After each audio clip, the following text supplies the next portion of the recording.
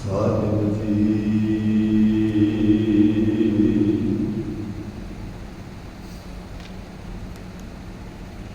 ਸੁਖ ਸਾਗਰ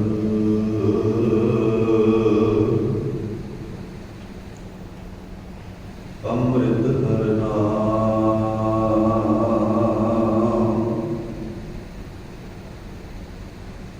ਮੰਗਤ ਜਾਨਾ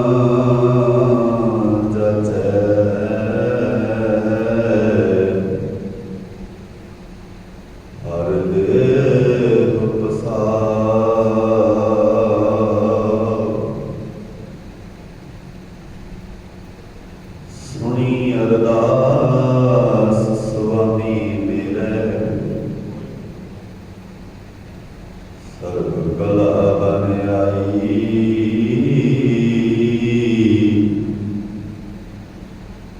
ਪ੍ਰਗਟ ਪਈ ਸਗਲੇ ਜਗ ਅੰਤਰ ਗੁਰੂ ਨਾਨਕ ਕੀ ਵਡਿਆਈ।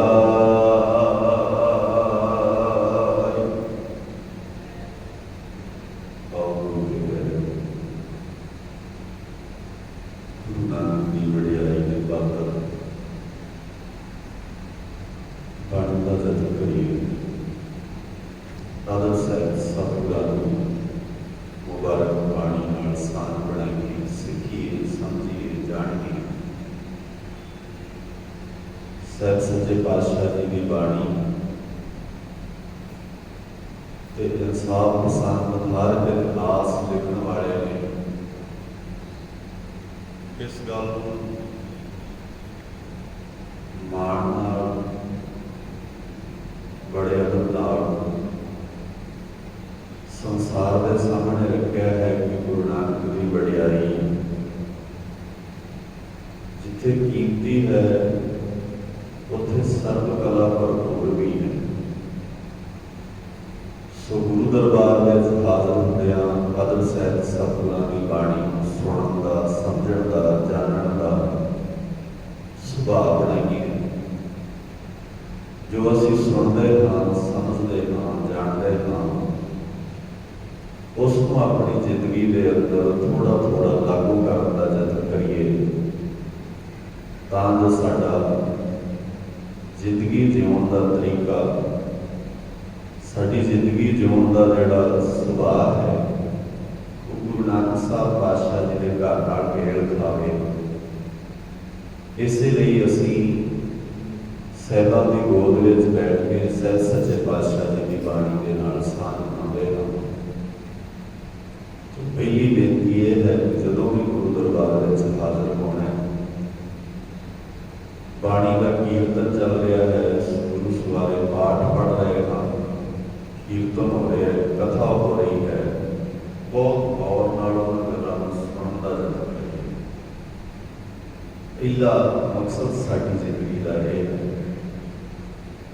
ਜੋ ਸੁਣ ਰਹੇ ਹਾਂ ਉਹਨੂੰ ਸਮਝਣ ਦਾ ਯਤਨ ਕਰੀਏ, ਕਿਉਂਕਿ ਸੁਣਿਆ ਸਮਝਣ ਤੋਂ ਬਿਨਾਂ ਸੁਣਨ ਦਾ ਬਹੁਤਾ ਲਾਭ ਨਹੀਂ ਹੁੰਦਾ।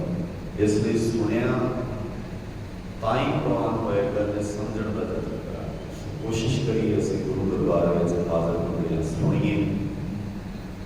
ਪ੍ਰਗਟ ਪਈ ਸਗਲੇ ਜੁਗ ਅੰਤਰ ਗੁਰੂ ਨਾਨਕ ਕੀ ਵਡਿਆਈ।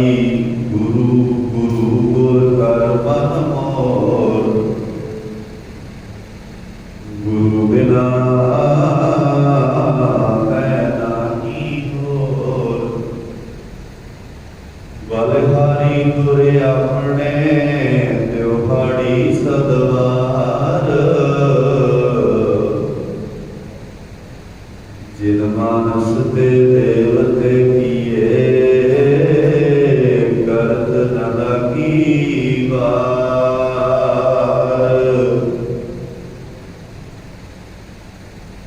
ਜਿਨ ਮਾਨਸ ਤੇ ਦੇਵਤੇ ਕੀਏ ਕਰਤ ਨ ਲਾਗੀ ਵਾਰ।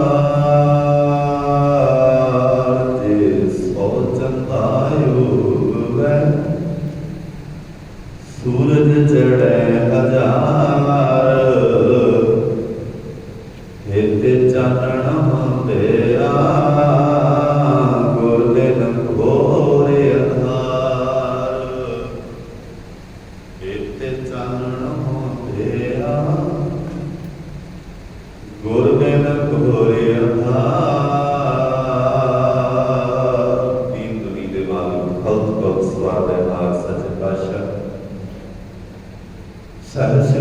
ग्रंथ साहब जी के मुकद्दस चरणों अंदर सज बैठे गुरु प्यार वालों बदल साहब सतगुरां तो हरि जस कीर्तन श्रवण कर रहे सन। उपरंत लड़ीवार चल रही विचार अधीन शब्द का पाठ सरकार योग भाई साहब जी उन्होंने आपा जी श्रवण करवाया है और अलग के सतगुरां की बख्शिश के पात्र बनते हैं। इस पावन शब्द के विचार आप सारे रल के करते हाँ। विचार रंगण तो पहला गुरु बख्शिश दोहराइए, कोई भी रस्म कते दवाजी ना रहेगा जी के अगो। वाहिगुरू जी का खालसा वाहिगुरू जी की फतेह। शहीदां दे सरताज पिता गुरु अर्जन साहब पातशाह जी की मुबारक रसना को उच्चारण किया होया पावन शब्द विचार अधीन है जो कि मालू राग के अंदर साहिब श्री गुरु ग्रंथ साहब पातशाह जी ने पावन अंक 999 ऊपर सुभायमान है। एक बेनती मैं आप जी के चरणों से पहला की किसी भी बाणी ध्यान नाल सुनने का जिक्र करिए। असी गुरु ग्रंथ साहब जी के मुकद्दस चरणों अंदर जदों सुशोभित होंदे हाँ ते असी जिवें आम करके जिवें रीत निभाउने हाँ, कई बार असी इहनूं भी एक रीत वांग समझदे हाँ। चलो एक सुभाव है सिख दा कि उहने धर्म कर्म करना है तो गुरु के चरणों च हाज़र होंदा है, नमस्कार करके 2-4 घड़ियां बैठता है, कीर्तन हो रहा होता है या बाणी का पाठ चल रहा होता है, कथा चल रही होती है, वो घड़ी सजदा करता है तो फिर वो अपनी ड्यूटी निभा के अपने कामों काजां नूं चला जाता है। महाराज सच्चे पातशाह जी ने बाणी के अंदर बड़े सुंदर ख्याल देते हैं कि जिन्ना चਿਰ तक तू ध्यान नाल धर्म का उपदेश सुनेगा नहीं उन्ना चਿਰ तक तेनों धर्म की बात समझ विच नहीं आउंदी। तो तुसीं वेखो गौर नाल समाज बाहरी तौर पर तरक्की कर रहा है पर धार्मिक तौर पर असीं दिनों दिन गरीब हो रहे हैं। बाहरी तौर पर अमीरी बढ़ रही है, धार्मिक तौर पर साडे अंदर गरीबी आ रही है। जिस दिन असीं धार्मिक तौर पर अमीर होवांगे क्योंकि साडा विरसा साडी विरासत साडा सभ्याचार साडा कल्चर बहुत अमीर है। इसे करके शायद गुरुदेव पातशाह जी की बाणी समझण वालियां ने जदों जिंदगी के अंदर अपने सफर को तय किया है तो महाराज सच्चे पातशाह जी कहते हैं उन्होंने किस तरह नाल सफर तय किया है इतिहास ने नहीं लिखा, पर यह जरूर लिखा कि उन्होंने सफर खूबसूरत कितना तय किया है। इसलिए जदों भी जुड़िए सुनिए ध्यान ते अज का विचार अधीन शब्द है जो महाराज सच्चे पातशाह जी का गुरु अर्जन साहब पातशाह जी इस पावन शब्द में एक गल जो कॉमन रूप से समझनी हो तो वो ये है महाराज सच्चे पातशाह कहते जी तू भज नठ करता है ना ये व्यर्थ नहीं करता। जिस भज नठ ने तेरा इस धरती से जन्म होया वो तेरे चेते विच नहीं है, वो तेरे ख्याल विच नहीं है। ते जदों कभी वो ख्याल विच आउंदी भी है तो तू बड़ी छेती अपनी सुरत में वो ख्याल कढ़ देना। तुसीं वेखो बंदा जदों गुरु नानक की गल सुनता है तो कई बार बहुत हैरान होता है, प्रभावित होता है कि महाराज ने किड्डे गजब के शब्द कहे हैं, किड्डे प्यारे बोल कहे हैं। असीं जपजी साहब का पाठ करते हैं, रोजाना ही पढ़ते हैं कि सचियारा हुई है कि कूड़े टुटे पाल ते महाराज जवाब देते कहते हुक्म रजाई चलना नानक लिखिया नाल ओदी हुक्म विच ओदी रजा विच चलिया कर। हुण ये गल एक दिन च 2 बार मनुख रिपीट करता है कि ओदे हुक्म च ओदी रजा च चलना और उससे मनुख की जुबान से शब्द भी आता है कहता कि हुक्म च चलना सौखा थोड़ी है। तुसीं वेखो असीं आम ये गल करते हैं बहुत औखा है गुरु के हुक्म में चलना। नहीं गुरु सवारियो ये हुक्म च चलना तां औखा लगता है क्योंकि असीं गुरु के हुक्म नूं संसारिक सुखां दे नाल जोड़ जोड़ के वेखण लग पए। साडी मुश्किल वड्डी ये बनी है और बहुतात गिनती 'ਚ ਇਹ ਧਾਰਨਾ ਵੀ ਸਾਡੇ ਮਨਾਂ 'ਚ ਬਣ ਗਈ ਹੈ ਕਿ ਜੇ ਤੁਸੀਂ ਗੁਰੂ ਦੇ ਰਾਹ ਤੇ ਚੱਲਣਾ ਹੈ ਤੇ ਸੰਸਾਰ ਦਾ ਰਾਹ ਛੱਡਣਾ ਪੈਣਾ। ਸ਼ਬਦ ਬੜੇ ਪਿਆਰੇ ਸੋਦਰ ਦੀ ਬਾਣੀ ਅੰਦਰ ਅਸੀਂ ਰੋਜ਼ਾਨਾ ਪੜ੍ਹਦੇ ਹਾਂ। ਮਹਾਰਾਜ ਕਹਿੰਦੇ ਅਵਰ ਕਾਜ ਤੇਰੇ ਕਿਤੇ ਨਾ ਕਾਮ, ਤੇ ਸ਼ਬਦ ਵਰਤਿਆ ਮਹਾਰਾਜ ਕਹਿੰਦੇ ਮੇਰੇ ਸਾਥ ਸੰਗਤ ਭਜ ਕੇਵਲ ਨਾਮ। बड़े एक शब्द मैं आप जी के नाल सवेर वेले का साझा किया, एक शब्द मैं शाम वेले का साझा किया। सवेरे महाराज कहते हैं हुक्म चलेगा ते ओदी रजा विच रहेगा ते घुड़ियालपन जिहड़ा तेरा मुक जाएगा। शाम वेले महाराज सच्चे पातशाह जी कहते मैं तेन सवेरे कहा सी तू हुक्म च चलना है, तो तू सारा दिन हुक्म च तां चलिया ही नहीं। हुक्म च ना चलण नूं अवर काज कहंदे। ध्यान नाल समझियो फिर इस गल नूं, हुक्म च ना चलण नूं अमर काज कहंदे। असीं संसारिक बंदे जां संसार दे लैवल ते जदों इहदे अर्थ करदे हां जां इहनूं देखदे हां ते असीं इंज कहण लग पैंदे हां कि महाराज कहंदे बाकी सारे काम छड्ड दे ते सिर्फ साध संगत ही करिया कर। ते साध संगत दा अर्थ असीं कर लिया गुरुद्वारा साहिब दी दहलीज। इह साध संगत दा थां है। गुरु के प्यारेओ, गुरु नानक साहब जी ने उस वड्डे दायरे, उस वड्डे सिद्धांत, उस वड्डी विचारधारा जिहड़ी विचारधारा विचों ये गल्लां साडे समझ विच आउणियां सन, गुरा एक दे बुझाई सबना जीआं काय पदाता सो मैं विसर ना जाई। वो सी सिर्फ ते सिर्फ किसी खास थां नूं विच के मंनदे। और तुसीं वेखो जे इसे तरह ही रहेगा ਤੇ ਸਮਾਜ ਦੇ ਲੋਕਾਂ ਨੇ ਸੱਚ ਬੋਲਣ ਲਈ ਔਰ ਚੰਗੇ ਕੰਮ ਕਰਨ ਲਈ ਵੀ ਕੋਈ ਥਾਂ ਰੱਖ ਲੈਣਾ ਹੈ। ਤੁਸੀਂ ਵੇਖੋ, ਸਮਝਿਓ ਗੱਲ ਨੂੰ ਧਿਆਨ ਨਾਲ। ਬਹੁਤ ਸਾਰੇ ਸਿੱਖ ਇੰਜ ਕਹਿੰਦੇ ਨੇ ਵੀ ਸਾਨੂੰ ਗੁਰਦੁਆਰੇ ਝੂਠ ਨਹੀਂ ਬੋਲਣਾ ਚਾਹੀਦਾ। ਮੈਂ ਹੈਰਾਨ ਹੁੰਦਾ ਵੀ ਇਹ ਕਿੱਥੇ ਲਿਖਿਆ ਵੀ ਹੋਰ ਕਿਤੇ ਬੋਲਣਾ ਚਾਹੀਦਾ। ਬਾਣੀ 'ਚ ਸਿਰਫ ਇੰਨਾ ਹੀ ਲਿਖਿਆ ਵੀ ਝੂਠ ਨਹੀਂ ਬੋਲਣਾ ਬਸ। ਥਾਂ ਕਿਹੜੇ ਤੇ ਬੋਲਣਾ ਕਿਹੜੇ ਤੇ ਨਹੀਂ ਬੋਲਣਾ ਇਹ ਤਾਂ ਅਸੀਂ ਵਿਆਖਿਆ ਕੀਤੀ। हाँ, ये थां ऐसा है जिथे असीं बैठे हैं। इस थां को महाराज कहते हैं कि दुनिया का कोई भी ऐसा थां ना होवे जिहड़ा मेरे वर्गा नूं ना बढ़ावे। इसलिए अमर काज दा मतलब काम काज नहीं हुंदा। शब्द वेखियो बाणी च मैं पहला कहा सी ध्यान नाल समझणियां पैंदियां ने गल्लां। ਅਸੀਂ कह रहे हैं अमर काज तेरे किते ना काम, ते ਅਸੀਂ दुनियावी तौर ते इहदी व्याख्या ये कर लई कि बाकी काम तेरे काम नहीं आने, इस करके सिर्फ साध संगत ही काम आनी। और साध संगत दे अर्थ ਅਸੀਂ इदां करते कि वो रब दी बाणी दी गल करनी जिहड़ी यही वड्डी गल है। हाँ, ये बहुत वड्डी गल है, इहदे च कोई शक नहीं है, बहुत महान गल है, बड़ी पवित्र गल है। पर जे बाकी काम छड्ड के इंज करांगे ते फिर गुरु साहब जी दा पहला उद्देश ही उठ जाना है किरत करनी। सिख का मुढ़ला फर्ज है किरती होना, सिख वेलड़ नहीं। और असीं किरती हाँ, किरतियां का यह धर्म है। इस करके जिहड़ा बंदा धर्म समाज दे विच वेलड़ कैटागरी को प्रमोट कर रहा होगा तो कभी भी धर्म की दुनिया से प्रवान ही नहीं चढ़ता। तुसीं गौर नाल समझो ये सारियां चीज़ां। महाराज सच्चे पातशाह जी शब्द वरतते। महाराज सच्चे पातशाह जी कहते सिख कीर्ति चाहिए। असीं कहते हैं अमर काज तेरे किते ना काम, ते व्याख्या असीं अपने ढंग नाल कर लैंदे हां। नहीं, वो किहड़े कारज ने? महाराज कहते हाथ पांव कर काम सब, काम नहीं छड्डणे, काम करने से। पर एक गल चेते रखनी है मेरे बच्चेआ, हाथ पांव कर काम सब जीत निरंजन नाल, चित निरंजन नाल रखना है।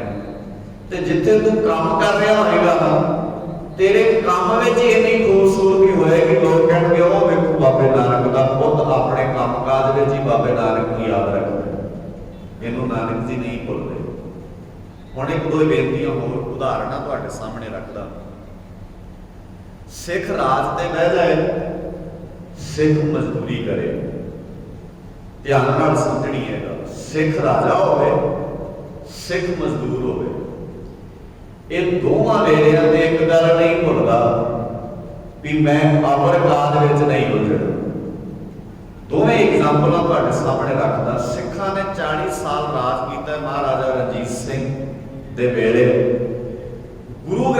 की अगुवाई में महाराजा रणजीत सिंह जी खुद मनते सन कि राजा मैं जरूर हाँ, पर मेरे सिर से भी राज जे किसी का चलता है तो महाराज सच्चे पातशाह श्री गुरु ग्रंथ साहिब जी का चलता है। इस करके जो कोई बहुत बेसकीमती चीज महाराजा रणजीत सिंह के चरणों च हाजिर करते थे तो कहते थे मैनू नहीं चाहिए, इसका हकदार मैं नहीं, गुरु रामदास पातशाह जी का दार है। और तुसीं देखो, और उन्होंने जिहड़ी चीज उन्होंने लगता सी भी मेरी वितों बाहर है, मेरी औकात तो बाहर की गल है, वो कहते सी मेरे लिए नहीं है, धन गुरु रामदास पातशाह जी है। इस करके क्योंकि राज का गुरु रामदास जी का ही चलता है। हाँ ठीक है भी मैं वह मोहरा जरूर हाँ, मैं वह पाठ जरूर आएगा, पर राजा मैं नहीं हाँ। और देखियो अज राज लोगों का है, लोग राज है असीं कहने, पर लोग नहीं कह सकते राजे असीं, राजा अपनी करता है, क्योंकि राजा तुहानूं आके नहीं दिंदा कि तुसीं राजे हो।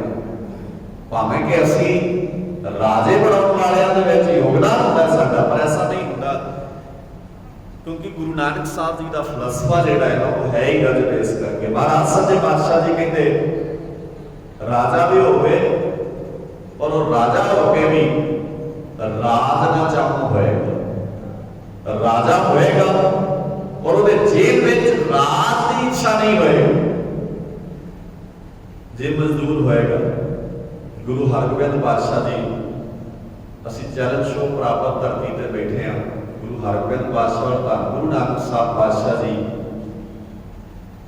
तिन्हां दी गोद विच नानक मता साहिब असीं कहने हाँ, क्योंकि नानक दी मत दा थां इस करके प्रचलित हो गया नानक मता। गोरख मते तो बदल के नाम नानक मता, नानक दी मत वाली कोई थां। गुरु हरगोबिंद पातशाह जी के वेले का सेवक है, तुसीं सुनिया गरीब घाई घाह की पंड लैके आउंदा, और तुसीं देखो किड्डी गजब की सिक्खी है उस निमाणे के सिख के अंदर। घाह की पंड बादशाह के अगे रखता है भुलेखे नाल, क्योंकि उन्होंने डर भुल गया। और तुसीं हैरान होगे जिन्होंने चेता भुल गया भी सामने जहांगीर है कि गुरु हरगोबिंद पातशाह ने, मतलब उन्हें पहला गुरु हरगोबिंद पातशाह जी को वेख्या नहीं, क्योंकि जिन्हें एक बार वेख्या फिर गुरु साहब जी को वेख के थोड़ी कोई भुल सकता है। आम करके तो वैसे भी किसी चेहरे को एक बार ध्यान नाल वेख लईए तो दोबारा जो साडे सामने आवे तो असीं जोर दे के चेते कर लेंगे कि तुहानूं किते वेख्या है, असीं मिले हैं।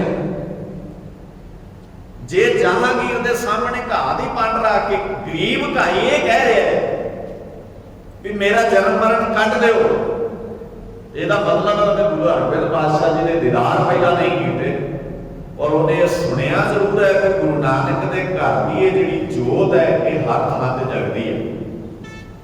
घाह दी पंड रखी, जदों ने कहा जन्म मरण कटो, जहांगीर समझण च देरी ना लगी, उन्होंने समझ गया भी गुरु हरगोबिंद पातशाह जी का सेवक है, भुलेखे नाल मेरे कोल आ गया। उन्हें कहा माफ करी प्यारिया, जेड़ा अपना जन्म मरण नहीं कटिया तो तेरा कितों कट देगा, इस करके तू गलत थां ते आ गए। उन्हें घाह की पंड नूं हथ पाया। बादशाह कहने लगा मैं बादशाह हाँ, मेरा हुक्म चलता है, तू घाह की पंड मेरे अग्यों ना चुक, मेरे अग्यों घाह की पंड चुकण नाल मेरी तौहीन होएगी, क्योंकि जो तोहफा किसी के अगे रख दईए तो चुकीदा नहीं, रखिए ना गल अलग है, रख के चुको ये अगले की तौहीन। साडे घर कोई रिश्तेदार आवे तो चाह ना पूछो गल वखरी है, पर चाह रख के चुक ले कोई, ये तो गल प्रवान नहीं ना चढ़। हुण जदों चुकण लगा तो जहांगीर ने कहा कि चुक ना, इसकी कीमत दस की है, एक बार मुंह शब्द कर की चाहिए। मैं बादशाह हाँ, मेरा नाम चलता है, मेरा हुक्म चलता है, मैं सिर्फ हुक्म करना है तो जेड़ी चीज तू मुंह कटेगा तो मिल जाएगी। तो गरीब जिहा सिख मजदूरी करने वाला कहता जदों दर ते सौदा ही है नहीं तो कहां कि तू बादशाह जरूर है, पर मैं सच्चे बादशाह का सिख हाँ, तो दुनिया च कोई ऐसी कीमत, ऐसी कोई वैल्यू, ऐसी कोई चीज पैदा नहीं हुई ਜਿਹਦੇ ਨਾਲ ਸਿੱਖ ਦੀ ਸਿੱਖੀ ਦੀ ਗੁਰੂ ਨਾਨਕ ਦੀ ਮੱਤ ਦੀ ਕੀਮਤ ਤੈਅ ਕੀਤੀ ਜਾ ਸਕੇ। ਇਸ ਕਰਕੇ ਬਾਦਸ਼ਾਹ ਤੂੰ ਇੰਨੇ ਲਾਇਕ ਨਹੀਂ ਹੈ, ਤੇਰੀ ਇੰਨੀ ਔਕਾਤ ਨਹੀਂ ਹੈ ਕਿ ਤੂੰ ਮੇਰੀ ਕੀਮਤ ਪਾ ਸਕੇ। ਸਿੱਖ ਦਾ ਕਿਰਦਾਰ ਵੇਖੋ, ਕਰੈਕਟਰ ਵੇਖੋ ਸਿੱਖ ਦਾ। ਬਾਦਸ਼ਾਹ ਦੀ ਦਹਲੀਜ਼ ਤੇ ਖੜਾ ਔਰ ਉਹਦੇ ਹੁਕਮ ਨਾਲ ਸਿਰ ਕਲਮ ਹੋ ਸਕਦਾ, ਮੌਤ ਦੇ ਘਾਟ ਉਤਾਰਿਆ ਜਾ ਸਕਦਾ। ਇਹ ਹੁਕਮ ਹੀ ਚੱਲਣਾ ਹੈ ਨਾ ਉਹਦਾ। ਪਰ ਸਿੱਖ ਗੁਰੂ ਨਾਨਕ ਦੀ ਸਿੱਖੀ 'ਚ ਰੰਗਿਆ ਹੋਵੇ। ਮੈਂ ਬੇਨਤੀ ਇਹ ਕਰਦਾ ਸੀ ਕਿ ਅਮਰ ਕਾਜ ਪ੍ਰਭਾਵ ਨਹੀਂ ਪਾਉਂਦੇ ਜਦੋਂ ਗੁਰੂ ਨਾਨਕ ਦੀ ਸਿੱਖੀ ਕੋਲ ਹੋਵੇ, ਭਾਵੇਂ ਦੌਲਤ ਦਾ ਛਾਪਾ ਕਿੰਨਾ ਮਰਜ਼ੀ ਭਾਰੀ ਹੋ ਜਾਏ। ਸਿੱਖ ਨੇ ਕਿਹਾ ਤੇਰੀ ਇੰਨੀ ਔਕਾਤ ਨਹੀਂ, ਤੂੰ ਮੇਰੀ ਕੀਮਤ ਪਾ ਸਕੇ। ਇਸ ਕਰਕੇ ਮੈਨੂੰ ਆਪਣੀ ਕਹਾਣੀ ਪੜ੍ਹ ਚੁੱਕਣ ਦੇ, ਗੁਰੂ ਦੀ ਅਮਾਨਤ ਹੈ ਤੇ ਗੁਰੂ ਦੇ ਚਰਨਾਂ 'ਚ ਰੱਖਣੀ। ਖਾਦੀ ਪੜ੍ਹ ਤੋਂ ਕਿ ਤੁਰਿਆ ਨਾ ਜਦੋਂ, ਤੇ ਜਿਹੜਾ ਪਹਿਰੇਦਾਰ ਸੀ ਨਾ ਉਹਨੇ ਕਿਹਾ ਬੜਾ ਭੋਲਾ ਨਿਕਲਿਆ, ਬੜਾ ਬੇਵਕੂਫ ਨਿਕਲਿਆ। ਕੌਣ ਘਾਹ ਦੀ ਪੰਡ ਬਦਲੇ ਏਡੀਆਂ ਵੱਡੀਆਂ ਤੋਹਫੇ, ਏਡੀਆਂ ਵੱਡੀਆਂ ਕੀਮਤਾਂ ਠੁਕਰਾਉਂਦਾ ਹੈ? ਤੇ ਸਿੱਖ ਨੇ ਕਿਹਾ ਉਹ ਕੀਮਤ ਘਾਹ ਦੀ ਨਹੀਂ ਸੀ ਪਾਉਂਦਾ, ਗੁਰੂ ਹਰਗੋਬਿੰਦ ਪਾਤਸ਼ਾਹ ਜਿਹਦੇ ਕਿਰਦਾਰ ਦੀ, ਉਹਦੇ ਪਿਆਰ ਦੀ ਪਾਉਂਦਾ ਸੀ। ਤੇ ਮੈਂ ਗੁਰੂ ਦਾ ਪਿਆਰ ਨਹੀਂ ਵੇਚਦਾ ਫਿਰਦਾ। ਇਸ ਲਈ ਗੁਰੂ ਕੇ ਪਿਆਰਿਓ, ਅਮਰ ਕਾਜ ਤੇ ਗੁਰੂ ਦੇ ਕਾਜਾਂ ਨੂੰ ਸਮਝਣ ਦੀ ਕੋਸ਼ਿਸ਼ ਕਰੋ। ਘਾਹ ਖੋਦਣਾ ਵੀ ਗੁਰੂ ਦਾ ਕਾਜ ਹੋ ਸਕਦਾ ਜੇ ਕਿਰਦਾਰ ਉਸ ਗਰੀਬ ਗਾਈ ਵਰਗਾ, ਤੇ ਰਾਜਾ ਵੀ ਗੁਰੂ ਨਾਨਕ ਦਾ ਪਿਆਰਾ ਹੋ ਸਕਦਾ ਜੇ ਕਿਰਦਾਰ ਇਸ ਤਰ੍ਹਾਂ ਦਾ ਘੜ ਲਿਆ ਜਾਏ ਕਿ ਰਾਜ ਗੁਰੂ ਰਾਮਦਾਸ ਜੀ ਦਾ ਚੱਲਦਾ, ਮੇਰਾ ਰਾਜ ਨਹੀਂ ਚੱਲਦਾ। ਦੁਨੀਆ 'ਚ ਪਹਿਲਾ ਰਾਜਾ ਹੋਇਆ ਜਿਹਨੂੰ ਸਿੱਖ ਕਾਣਾ ਕਹਿ ਕੇ ਸੰਬੋਧਨ ਕਰ ਲੈਂਦੇ ਸੀ। ਤੁਸੀਂ ਕਿਸੇ ਰਾਜੇ ਨੂੰ ਇਹ ਨਹੀਂ ਕਹਿ ਸਕਦੇ। ਸੋ ਗੁਰੂ ਕੇ ਪਿਆਰਿਓ, ਸਮਝੀਏ, ਜਾਣੀਏ, ਯਤਨ ਕਰੀਏ। ਮਹਾਰਾਜ ਸੱਚੇ ਪਾਤਸ਼ਾਹ ਜੀ ਜੋ ਬਾਣੀ ਦਾ ਸੁੰਦਰ ਉਪਦੇਸ਼ ਸਾਡੇ ਸਾਹਮਣੇ ਰੱਖਦੇ ਹਨ, ਉਹਨੂੰ ਬੜੇ ਧਿਆਨ ਨਾਲ, ਬੜੇ ਗੌਰ ਨਾਲ, ਬੜੀ ਬਰੀਕੀ ਨਾਲ ਸਮਝਣ ਦਾ ਯਤਨ ਕਰੀਏ। ਸ਼ਬਦਾਂ ਦੀ ਬਣਤਰ ਸਤਿਕਾਰਯੋਗ ਭਾਈ ਸਾਹਿਬ ਜੀ ਹੁਣੀ ਆਪ ਜੀ ਦੇ ਸਾਹਮਣੇ ਵਿਚਾਰ ਕਰਦੇ ਰਹਿੰਦੇ ਨੇ। ਤੁਸੀਂ ਜਾਣਦੇ ਹੋ, ਬਾਣੀ ਪੜ੍ਹਨ ਵਾਲੇ ਤੁਸੀਂ ਬੈਠੇ ਹੋ। ਸ਼ਬਦਾਂ ਦੀ ਬਣਤਰ ਹੈ ਜਿਹੜੀ, ਉਹਦਾ ਧਿਆਨ ਰਹੇ ਸਾਨੂੰ ਕਿ ਜਦੋਂ ਵੀ ਅਸੀਂ ਕਿਸੇ ਸ਼ਬਦ ਨੂੰ ਵੇਖਣਾ ਹੈ ਤੇ ਉਹਦਾ ਕੇਂਦਰੀ ਖਿਆਲ ਰਹਾਉ ਵਾਲਾ ਬੰਦ ਹੋਇਆ ਕਰਦਾ। ਇਸੇ ਕਰਕੇ ਰਹਾਉ ਲਿਖਿਆ। ਰਹਾਉ ਦਾ ਮਤਲਬ ਹੈ ਠਹਿਰਾਅ, ਵਿਸ਼ਰਾਮ, ਰੁਕ ਜਾਣਾ। ਤੇ ਮਹਾਰਾਜ ਕਹਿੰਦੇ ਨੇ ਪਹਿਲਾਂ ਰੁਕ, ਧਿਆਨ ਨਾਲ ਇਹਨੂੰ ਸਮਝ। ਤਾਂ ਹੀ ਸਾਡੇ ਪੁਰਾਤਨ ਬਜ਼ੁਰਗ ਵੇਖੋ ਬਾਣੀ ਦਾ ਸਹਿਜ ਪਾਠ ਕਰਿਆ ਕਰਦੇ ਹੁੰਦੇ ਸੀ। ਸਹਿਜ ਨਾਲ, ਹੌਲੀ ਹੌਲੀ, ਜਿਹੜੀ ਗੱਲ ਸਮਝ ਲੱਗੇ ਉਹਨੂੰ ਧਿਆਨ ਨਾਲ ਸਮਝੀਏ। ਰਹਾਉ ਵਾਲੇ ਬੰਦ ਅੰਦਰ ਸਤਿਗੁਰੂ ਸੱਚੇ ਪਾਤਸ਼ਾਹ ਜੀ ਰਹਿਮਤ ਕਰਦੇ, ਕਹਿੰਦੇ ਅਵਰ ਦਿਨ ਕੰਮ ਕਾਜ ਨਾ ਲਾਏ। ਮੇਰੇ ਮਾਲਕਾ ਮੇਰੇ ਤੇ ਰਹਿਮਤ ਕਰੀ, ਮੈਨੂੰ ਗੁਆਕੀ ਕੰਮਾਂ ਵਿੱਚ, ਅਵਰ ਦਿਨ ਹੋਰ ਕੰਮਾਂ ਵਿੱਚ, ਹੋਰ ਗੱਲਾਂ ਵਿੱਚ ਨਾ ਉਲਝਾਈ ਸੱਚੇ ਪਾਤਸ਼ਾਹ। ਕਿਉਂਕਿ ਮੈਨੂੰ ਪਤਾ ਹੈ ਜੇ ਮੈਂ ਅਮਰ ਕਾਜ ਵਿੱਚ ਉਲਝ ਗਿਆ ਤੇ ਮੇਰੇ ਕੋਲ ਤੇਰੇ ਵਾਲੇ ਕਾਰਜ ਵਾਲੇ ਬੰਨੇ ਮੁੜਿਆ ਨਹੀਂ ਜਾਣਾ। ਬਹੁਤ ਬੰਦੇ ਤੁਰ ਪੈਂਦੇ ਨੇ ਫਿਰ ਮੁੜਦੇ ਨਹੀਂ ਵਾਪਸ। ਸਾਡੇ ਨਾਲ ਐਂ ਹੋਏ, ਥੋੜਾ ਜਿਹਾ ਤੁਰੇ ਅਸੀਂ, ਚੱਲ ਇੰਨੇ ਕੁ ਨਾਲ ਕੀ ਹੁੰਦਾ। ਤੁਸੀਂ ਵੇਖੋ, ਮੈਂ ਇੱਕ ਵਾਰ ਬੇਨਤੀ ਕੀਤੀ ਸੀ ਵੀ ਜਿੱਦਣ ਸਿੱਖ ਦੇ ਘਰ ਪਹਿਲੀ ਵਾਰ ਕਿਸੇ ਨੇ ਸ਼ਰਾਬ ਪੀਤੀ ਹੋਏਗੀ ਨਾ, ਤੇ ਬੜੀ ਬਿਪਤਾ ਬਣੀ ਹੋਣੀ। ਤੁਸੀਂ ਵੇਖੋ ਸਾਡੇ ਜਿਹੜੇ ਘਰਾਂ 'ਚ ਕਿਸੇ ਨੇ ਕੇਸ ਨਹੀਂ ਨਾ ਕਟਾਏ, ਜਿੱਦਣ ਕਿਤੇ ਪਹਿਲੀ ਵਾਰ ਬੱਚਾ ਨਾ ਲੈਂਦਾ ਇਹਨਾਂ ਨੇ ਕੇਸ ਕਟਾਉਣੇ ਨੇ, ਘਰ ਦੇ ਰੋਟੀ ਨਹੀਂ ਖਾਂਦੇ ਉਦੋਂ। ਯਾਦ ਹੋ ਵੀ ਸਾਡੇ ਘਰ ਵੀ ਕੋਈ ਕਹਿ ਸਕਦਾ ਮੈਂ ਕੇਸ ਕਟਾਉਣੇ। ਹਾਂ, ਜਿਨ੍ਹਾਂ ਲਈ ਫੈਸ਼ਨ ਬਣ ਗਿਆ ਉਹਨਾਂ ਨੂੰ ਫਰਕ ਨਹੀਂ ਪੈਂਦਾ, ਪਰ ਜਿਹਨੂੰ ਫਰਕ ਪੈਂਦਾ ਉਹਨੂੰ ਬਹੁਤ ਫਰਕ ਪੈਂਦਾ ਇਸ ਗੱਲ ਦਾ। ਉਹ ਬੜੇ ਹੈਰਾਨ ਹੁੰਦੇ। ਤੇ ਜਿਹਦੇ ਘਰ ਕੋਈ ਬੱਚਾ ਜਿਨ੍ਹਾਂ ਨੇ ਨਸ਼ੇ ਦਾ ਨਾਂ ਹੀ ਨਹੀਂ ਸੁਣਿਆ, ਪਤਾ ਹੀ ਨਹੀਂ ਜਿਹਨਾਂ ਨੂੰ, ਉਹਨਾਂ ਦੇ ਘਰ ਜਦੋਂ ਕੋਈ ਨਸ਼ੇ ਦੀ ਗੱਲ ਕਰੇ ਤੇ ਉਹ ਹੈਰਾਨ ਹੁੰਦੇ ਨੇ ਕਿ ਸਾਡੇ ਜਵਾਕ ਦੇ ਦਿਮਾਗ 'ਚ ਆਇਆ ਕਿੱਦਾਂ ਮੈਂ ਨਸ਼ਾ ਕਰਦਾ। ਹੁਣ ਸਿੱਖ ਦੇ ਘਰ ਜਦੋਂ ਪਹਿਲੀ ਵਾਰ, ਕਿਉਂਕਿ ਕਿਤੇ ਤੇ ਸ਼ੁਰੂ ਹੋਈ ਹੈ ਗੱਲ, ਇਸ ਬੰਨੇ ਮੈਂ ਬਹੁਤਾ ਡਿਟੇਲ 'ਚ ਨਹੀਂ ਜਾਣਾ, ਵਕਤ ਨਹੀਂ, ਸਮਾਂ ਨਹੀਂ, ਤੁਸੀਂ ਜਾਣਦੇ ਹੋ ਸਾਰੀਆਂ ਬਾਤਾਂ। ਅਸੀਂ ਜਿੱਦਣ ਪਹਿਲੇ ਦਿਨ ਨਸ਼ੇ ਦਾ ਸਹਾਰਾ ਲਿਆ ਹੋਏਗਾ, ਅੱਜ ਤਾਂ ਸਿੱਖਾਂ ਦਾ, ਪੰਜਾਬੀਆਂ ਦਾ 75 ਹਿੱਸਾ ਐਸਾ ਜਿਹੜਾ ਕਹਿੰਦਾ ਚਲ ਵਿਆਹ ਸ਼ਾਦੀ ਦੇ ਮਾੜੇ ਮੋਟੇ ਨਾਲ ਕੀ ਹੁੰਦਾ। ਚੰਗੇ ਭਲੇ ਬੰਦੇ ਜਿਹੜੇ ਨੇ ਨਾ, ਜਿਹੜੇ ਮੰਨਦੇ ਨੇ ਨਸ਼ਾ ਜ਼ਹਿਰ ਹੈ, ਉਹ ਵੀ ਕਹਿੰਦੇ ਨੇ ਚੱਲ ਵਿਆਹਾਂ ਸ਼ਾਦੀਆਂ ਤੇ ਮਾੜਾ ਮੋਟਾ ਖੁੱਲ ਚਾਹੀਦੀ ਹੈ, ਬਾਕੀ ਭਾਵੇਂ ਨਾ ਹੀ ਹੋ। ਤੁਸੀਂ ਮੈਨੂੰ ਦੱਸੋ, ਬਾਣੀ ਨੇ ਨਸ਼ੇ ਨੂੰ ਜ਼ਹਿਰ ਕਿਹਾ ਤੇ ਜ਼ਹਿਰ ਖਾਣ ਦੀ ਮਾੜੀ ਮੋਟੀ ਪਰਮਿਸ਼ਨ ਮਿਲ ਸਕਦੀ ਹੈ? ਜ਼ਹਿਰ ਤਾਂ ਜ਼ਹਿਰ ਹੈ। ਤੁਸੀਂ ਇਹ ਥੋੜੀ ਵੀ ਜ਼ਹਿਰ ਥੋੜੀ ਮਾਤਰਾ 'ਚ ਖਾਧਾ ਜਾ ਸਕਦਾ ਤੇ ਜ਼ਿਆਦਾ ਮਾਤਰਾ 'ਚ ਨਹੀਂ ਖਾਧਾ ਜਾ ਸਕਦਾ। ਹਾਂ, ਦਲੀਲ ਦੇਣੀ ਹੋਵੇ ਤੇ ਬਹੁਤ ਸਾਰੀਆਂ ਦਲੀਲਾਂ ਦਿੱਤੀਆਂ ਜਾ ਸਕਦੀਆਂ ਨੇ। ਨਸ਼ਾ ਕਰਨ ਵਾਲੇ ਕੋਲ ਆਪਣੀ ਦਲੀਲ ਹੁੰਦੀ ਹੈ ਤੇ ਨਾ ਕਰਨ ਵਾਲੇ ਕੋਲ ਆਪਣੀ ਦਲੀਲ ਹੁੰਦੀ ਹੈ, ਪਰ ਕੱਲੀ ਦਲੀਲ ਨਾਲ ਵੀ ਨਹੀਂ।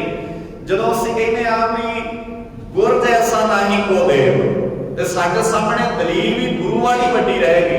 ਤੇ ਗੁਰਾਂ ਨੇ ਕਹਿਤਾ, ਮਹਾਰਾਜ ਸੱਚੇ ਪਾਤਸ਼ਾਹ ਜੀ ਨੇ ਜਦੋਂ ਬਾਣੀ 'ਚ ਸਿੱਧੀ ਗੱਲ ਲਿਖਦੀ, ਜਿੱਤ ਪੀਤਾ ਮਤ ਦੂਰ, ਜਿਹਨੂੰ ਪੀਣ ਨਾਲ ਮੱਤ ਮਾਰੀ ਜਾਂਦੀ ਹੈ ਉਹ ਨਹੀਂ ਪੀ। ਇਹਦਾ ਮਤਲਬ ਪਹਿਲੀ ਵਾਰ ਜਦੋਂ ਸਿੱਖਾਂ ਦੇ ਘਰ ਆਇਆ ਹੋਏਗਾ ਨਸ਼ਾ ਤੇ ਦੁਹਾਈ ਤਾਂ ਪਈ ਹੋਈ, ਪਰ ਸੁਭਾਅ ਪੈ ਗਿਆ ਫਿਰ ਹੌਲੀ, ਚੱਲ ਕੋਈ ਨਹੀਂ, ਮਾੜੇ ਜਿਹੇ ਨਾਲ ਕੀ ਹੁੰਦਾ, ਇੰਨੇ ਕੁ ਨਾਲ ਕੀ ਹੁੰਦਾ।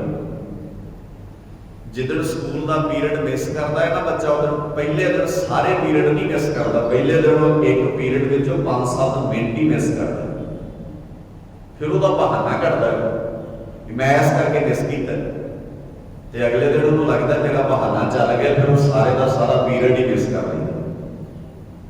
ਫਿਰ ਉਹ ਪੀਰੀਅਡ ਦਾ ਬਹਾਨਾ ਕੱਢ ਲੈਂਦਾ ਕਿ ਮੈਂ ਇਸ ਕਰਕੇ ਪੀਰੀਅਡ ਮਿਸ ਕੀਤਾ, ਤੇ ਉਹਨੂੰ ਲੱਗਦਾ ਇਹ ਵੀ ਚੱਲ ਗਿਆ, ਫਿਰ ਉਹ ਅਗਲੀ ਵਾਰ ਪੂਰੀ ਕਲਾਸ ਦਾ ਹੀ ਬਹਾਨਾ ਕੱਢ ਲੈਂਦਾ ਵੀ ਅੱਜ ਮੈਂ ਆਉਣਾ ਹੀ ਨਹੀਂ। ਸੋ ਕਦੀ ਧਿਆਨ ਨਾਲ ਜਦੋਂ ਕਿਸੇ ਵੀ ਚੀਜ਼ ਦੀ ਜਿਹੜੀ ਜੜ ਹੈ ਨਾ ਉਹਨੂੰ ਸਮਝਣਾ ਹੁੰਦਾ ਹੈ ਅਸੀਂ ਧਿਆਨ ਨਾਲ। ਗੁਰੂ ਨਾਨਕ ਸਾਹਿਬ ਜੀ ਦੇ ਘਰ ਦੀ ਤਾਂ ਖੂਬੀ ਇਹ ਹੈ ਕਿ ਗੁਰੂ ਨਾਨਕ ਸਾਹਿਬ ਬਾਦਸ਼ਾਹ ਨਿੱਕੀ ਚੀਜ਼ ਨੂੰ ਬੜੀ ਬਰੀਕੀ ਨਾਲ ਦੇਖਦੇ। ਇਸੇ ਕਰਕੇ ਗੁਰੂ ਨਾਨਕ ਦੀ ਮੱਤ ਦੇ ਸਾਹਮਣੇ ਕੋਈ ਮੱਤ ਨਹੀਂ ਨਾ ਟਿਕਦੀ।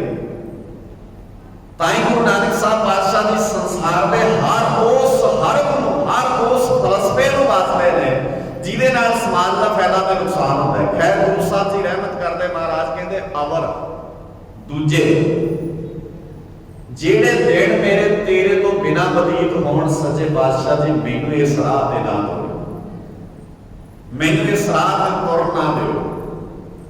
ਹੁਣ ਇੱਕ ਗੱਲ ਹੋਰ ਸਮਝਣੀ ਆ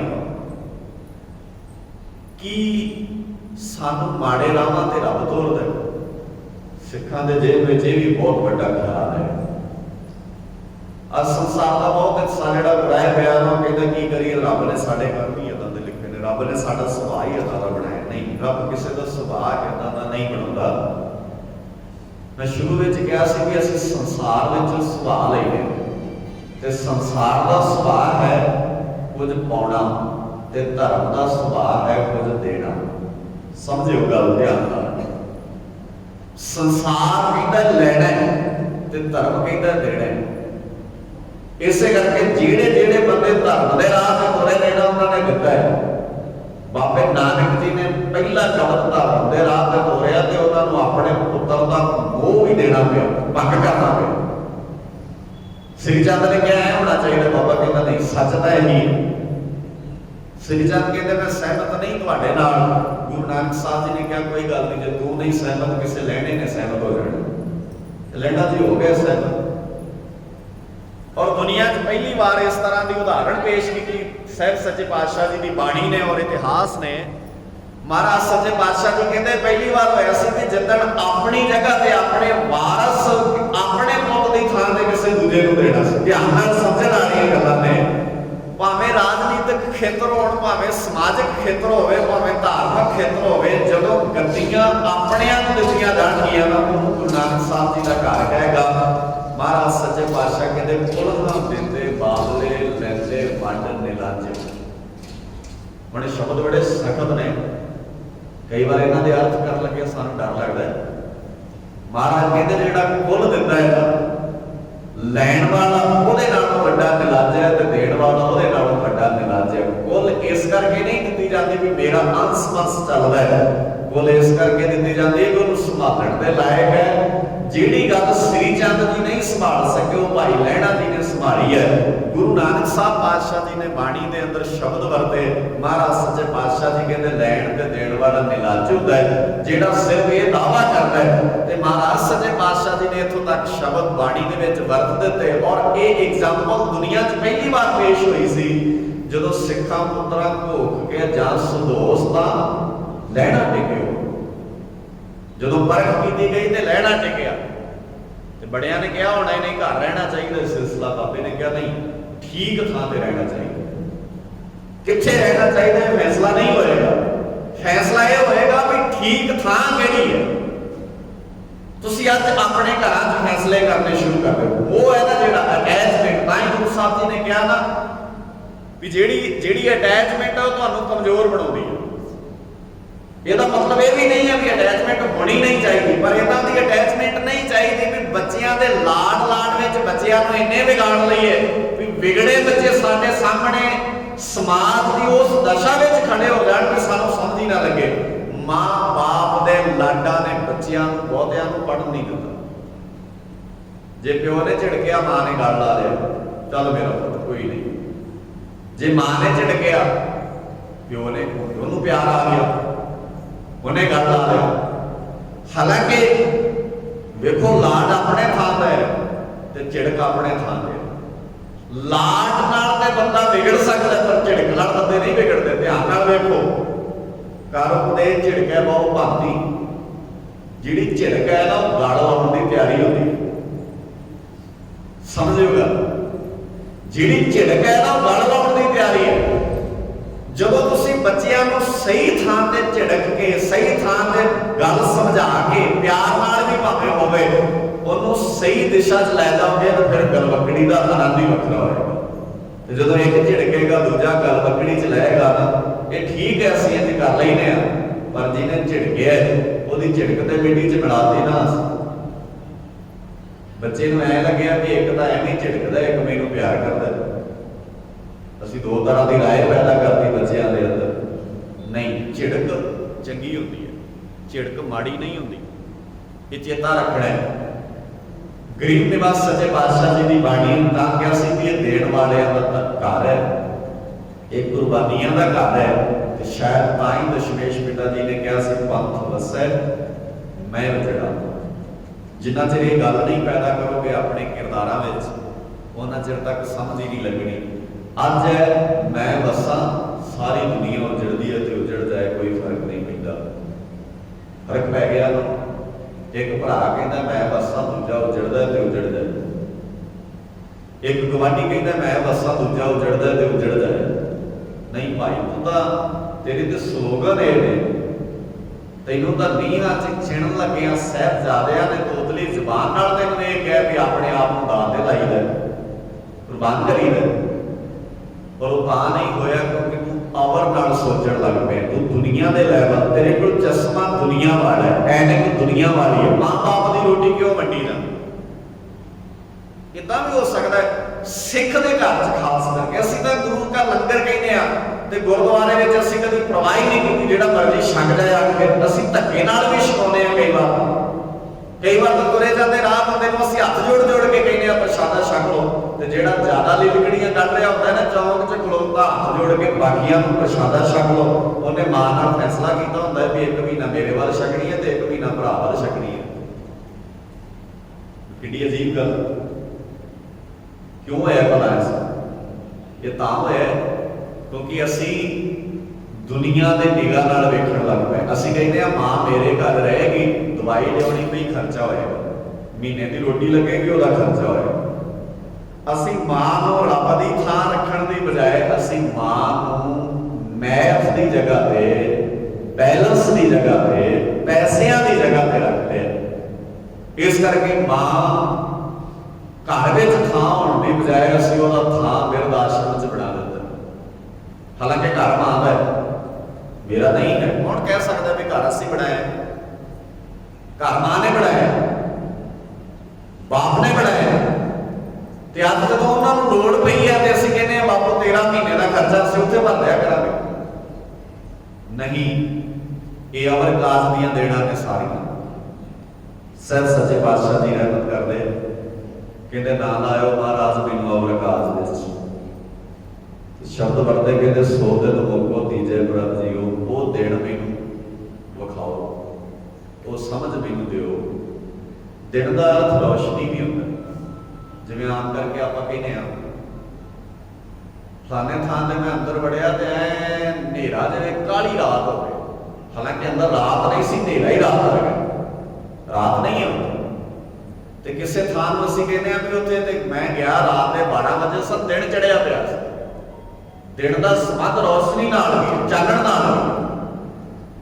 सतगुरु जी मैनू वो दिन दिओ जिथे रोशनी होवे, जिथे समझ होवे, जिथे पता होवे, जिथे मैं जानकारी रखदा होवां।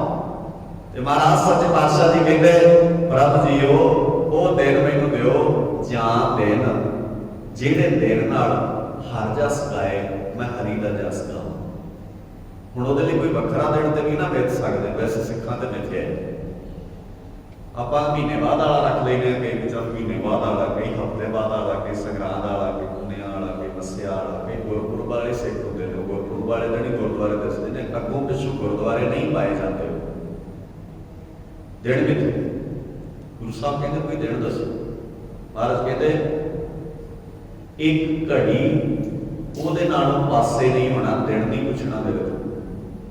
ਮੇਰੇ ਬੱਚਿਆਂ ਨੇ ਤੈਨੂੰ ਹੋਰ ਸੌਖਾ ਸਮਝਾਉਣਾ। ਗੁਰੂ ਸਾਹਿਬ ਜੀ ਕਹਿੰਦੇ एक घड़ी ना मिलते, एक घड़ी हुण तुहानूं पता की होंदा है, अख झपकण दा समा, सौखा अर्थ कर लो। एक घड़ी ना मिलते तां कलयुग होता। एक घड़ी तेनूं ना मिली है सच्चे पातशाह दी, कलयुग वापर जाता है। हुण कब मिली है, फिर इस करके मैं रोज ही ये पुछदा रहां कदों मिला सच्चे पातशाह। मैं एक घड़ी भी तुहाडे तो दूर नहीं होना चाहता। बहुत सारे बाणी के ज्ञाता तुसीं बैठे हो, बाणी की समझ रखने वाले बैठे हो। गुरु साहब जी कहते एक घड़ी भी ਉਹਦੇ ਨਾਲੋਂ पासे नहीं होना। और वेखो चलो ये भी सौखा लगता है, घड़ी भी किसी की बड़ी छोटी हो सकती है। महाराज सच्चे पातशाह जी ने इत्थों तक शब्द वरते ने बाणी के अंदर। महाराज सच्चे पातशाह जी कहते सास सास सिमरो गोबिंद, कोई साह गुरु को याद करने तो बिना लेना ही नहीं, एक भी साह नहीं।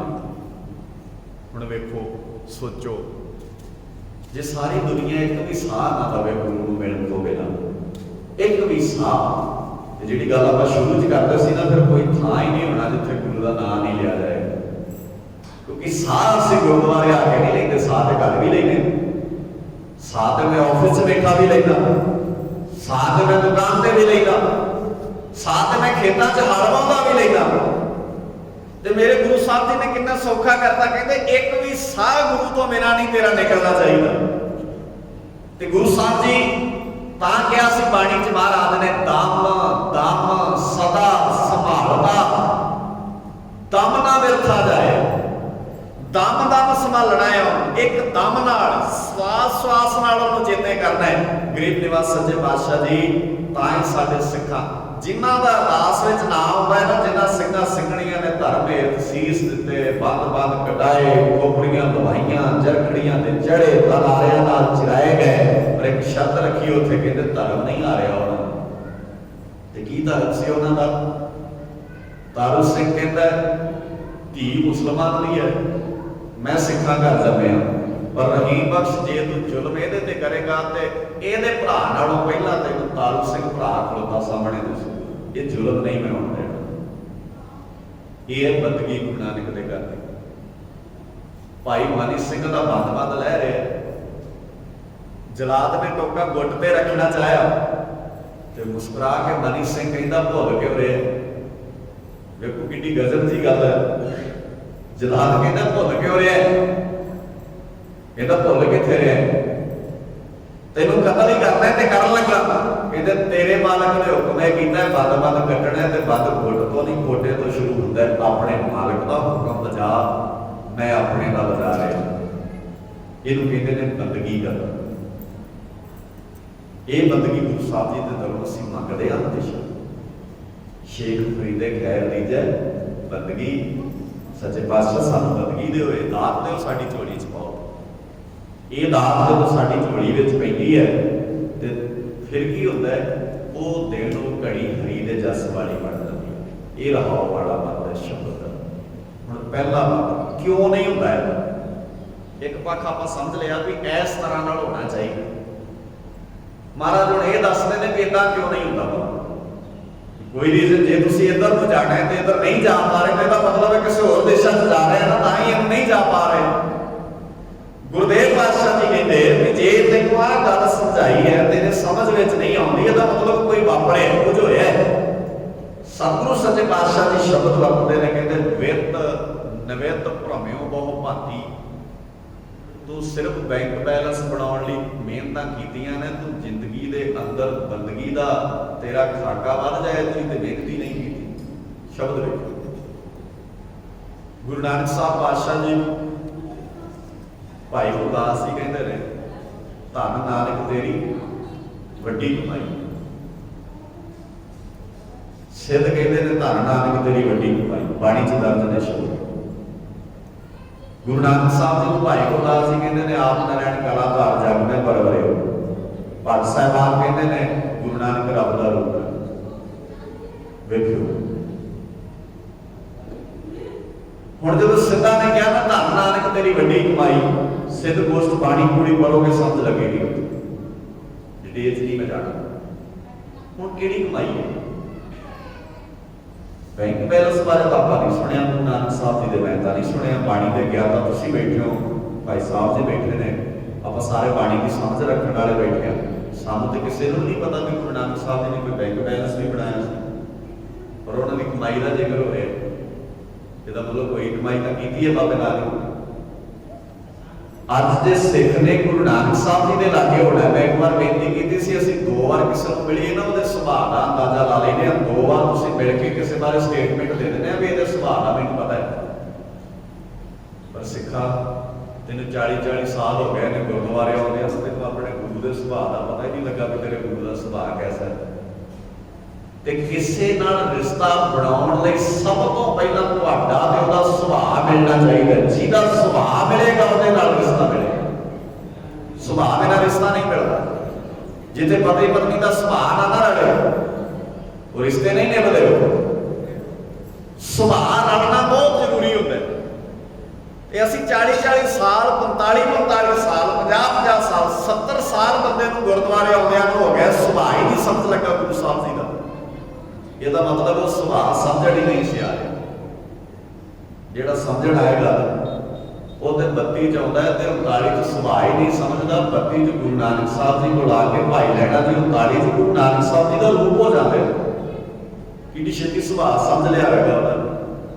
ਸੋ ਗੁਰੂ ਕੇ ਪਿਆਰਿਓ, ਸਹਿਬ ਸੱਚੇ ਪਾਤਸ਼ਾਹ ਜੀ ਕਹਿੰਦੇ ਵੇਦ ਨਵੇਦ ਭਰਾਵਿਓ ਬਹੁ ਭਾਤੀ ਧਨ ਦੌਲਤ ਇਕੱਠੀ ਕਰਨ ਲਈ ਤੂੰ ਬਹੁਤ ਯਤਨ ਕੀਤੇ, बहुत जतन बड़े तरीके आते हैं बंदे पैसा कमाने। तुसीं वेखो एक दिन कोई स्कूल ना गया हो, तुसीं उहनूं पैसे कमाने बारे पुछोगे तुहानूं दलीलां दे नाल समझा सकदा। कमाई है होंदी भावें 2 नंबर दी होवे, पर जासता हैगी है ना, तरीका तो आउंदा है।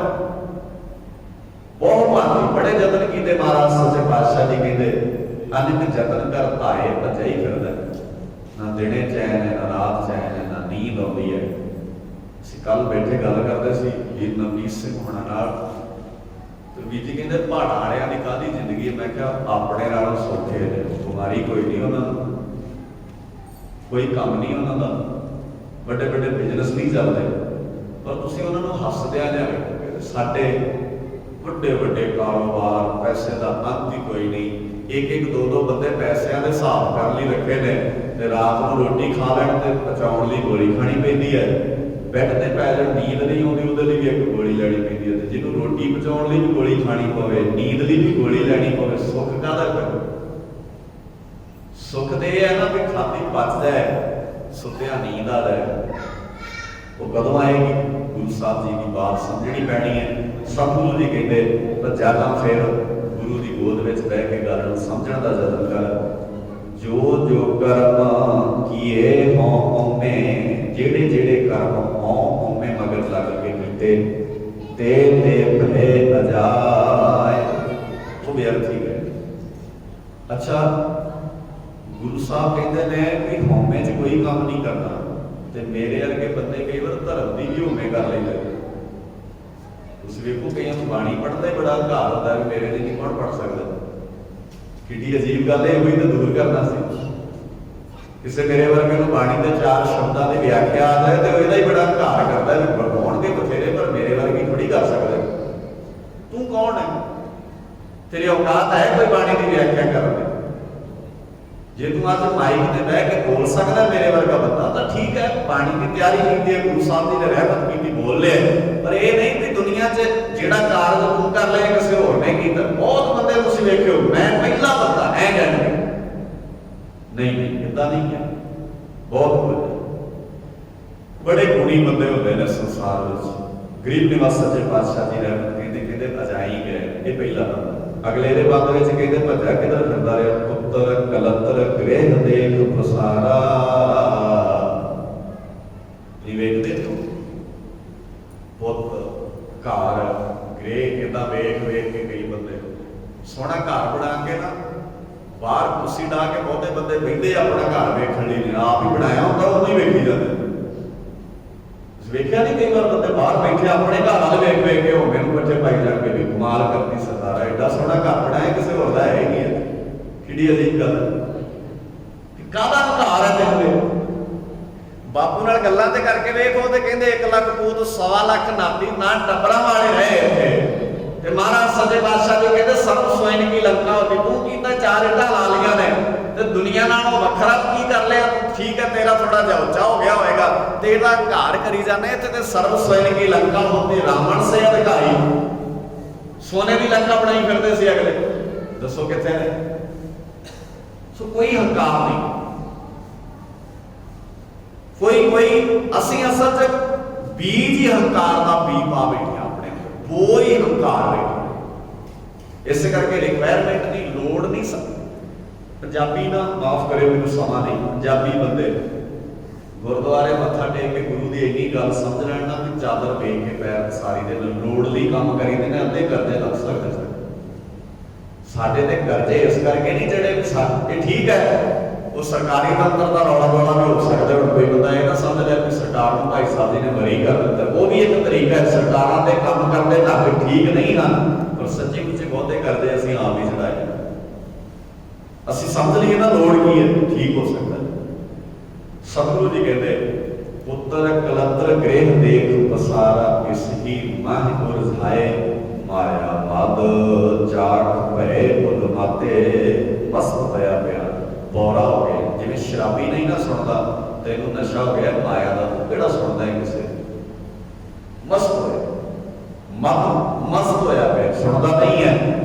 हर हर कब ना गाए हरि गाए, एक बिंद खोजी बहु प्रकारा। ਇਹਦੇ ਵਿੱਚ ਹੀ ਸੁੱਖ ਲੱਭੀ ਜਾਂਦਾ, ਮਾਇਆ ਦੇ ਪਸਾਰੇ ਤੋਂ ਸੁੱਖ ਲੱਭਦਾ ਹੈ ਨਹੀਂ ਹੁੰਦਾ। ਜੇ ਮਾਇਆ ਨਾਲ ਸੁੱਖ ਮਿਲਦਾ ਹੁੰਦਾ, ਮਾਇਆ ਮਾੜੀ ਨਹੀਂ ਹੁੰਦੀ ਪਰ ਮਾਇਆ ਤੋਂ ਸੁੱਖ ਨਹੀਂ ਹੁੰਦਾ। ਜੇ ਕੋਈ ਸੁੱਖ ਹੁੰਦਾ ਤਾਂ ਕਾਬੂ ਬਾਦਸ਼ਾਹ ਸੁਖੀ ਨਾ ਹੁੰਦਾ, ਔਰੰਗਜ਼ੇਬ ਸੁਖੀ ਨਾ ਹੁੰਦਾ। ਸੁੱਖ ਕਿੱਥੇ ਹੈ? ਮਾਛੀਵਾੜੇ ਦੇ ਜੰਗਲ 'ਚ ਸੁੱਖ ਹੈ। ਢੀਮ ਦਾ ਸਰਾਣੇ ਵਾਲਾ ਆਰਾਮ ਨਾਲ ਸੁੱਤਾ ਹੈ ਤੇ ਮਹਿਲਾਂ 'ਚ ਬੈਠ ਕੇ ਨੀਂਦ ਉੱਡੀ ਪਈ ਹੈ। गुरु गोबिंद सिंह के बोलना नाल औरंगजेब मरिया ते गुरु गोबिंद सिंह पातशाह के आले दुआले फौज का घेरा पा के भी गुरु गोबिंद सिंह पातशाह जीवित रहे ने, जिंदियां विच ने, अज भी जिंदियां विच। कि डर मारदा है, जिहदा डर मुकदा ओहदी खत्म हुंदा। सतगुरु जी कहंदे इहदे च उलझिया पिया, माया च मस्त होया, इहो ही खोजदा रहिंदा, बिन संतन नहीं पाए। कहंदा संगत विच बह के गल समझण दा यतन ही नहीं कीता। सतगुरु जी कहते तुम दातार बड़े प्रभ समर्थ, मंगल को दान आए। तुसीं बड़े हो मालिक जी, तुहाडे कोले दान मंगण आए हैं। ये दान असीं लैके अपने अपने घरां नूं जाइए। त्यागियो सगला मान महता, दास रेण शरणाए। वो छड्ड दो जिहड़ा पहला गल कर रहे सी, छड्ड दे महाराज। नहीं हंकार करांगे किसी चीज़ का। कहो नानक हर मिल भय एक है। नानक जी कहते हैं हरि को मिल के मैं अंदरों बाहरों एक हो गया। हुण मैं डबल फेस नहीं होता, डबल फेस नहीं बनता, एक हो गया। महा आनंद सुख पाए, ये महा आनंद ये सुख है। गुरु मेहर करे साडी जिंदगी च भी सुख बस सकन। आप साथ धन्यवाद गुरु साहब जी का शुकराना, प्रबंधक वीरां का धन्यवाद। सत्कारयोग भाई साहब जिन्हां दी अज हाज़री सी, उन्होंने विचार करने सन ते अज इस इलाके के स्थान गुरु साहब जी ने सेवा दी है, उन्होंने भी धन्यवाद। गुरु साहब जी रहमत करन, कोई गल नहीं पिछे विचार के दस देने थोड़ा दूर है। जे कल भी इतने लागे बन्ने होए, इस इलाके च होए तो गुरु साहब जी का हुक्म होया तो कल भी हाज़री जरूर करांगे। पर अजे असीं थोड़ा दूर जाना है, वापसी का सानूं पता नहीं। गुरु मेहर करेगा। आप सबका धन्यवाद है, गुरु साहब जी का शुकराना है। भुला मेरिया समझ के माफ कर देनिया, शब्द गुरदेव पातशाह जी समझ के हृदय च वसाने। गज के आखो वाहिगुरू जी का खालसा, वाहिगुरू जी की फतेह।